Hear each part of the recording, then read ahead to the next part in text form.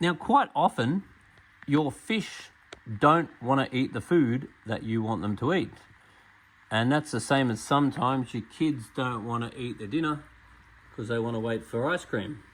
So the food that they eat is usually what they're used to or what they like, which isn't necessarily a reflection at all of how healthy the food is.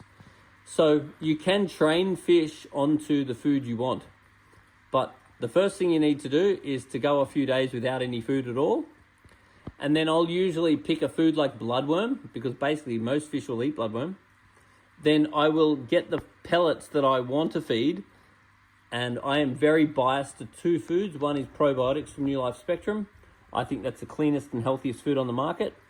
And I also love Danichi Color. So they're my two favorite foods. So if the fish were not eating that food, it just means they're not familiar with it, which is completely possible. So then I would get them feeding on some bloodworm. Then what I'd do is defrost some bloodworm, and I'd mix my pellets, my Danichi or my New Life Spectrum, into the bloodworms, and I'd mash them all around so they all smell like bloodworm.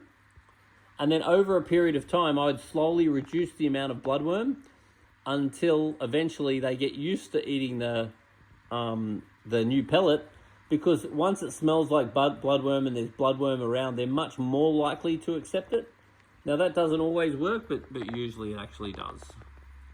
And it also, you have to go for periods of not feeding them sometimes.